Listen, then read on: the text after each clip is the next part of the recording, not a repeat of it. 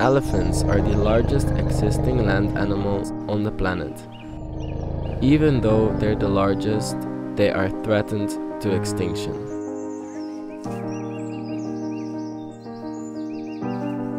According to professional calculations, less than 40,000 remain in Asia. That's why sanctuaries like the jungle sanctuary in Chiang Mai take good care of the elephants that can't live in the wild anymore.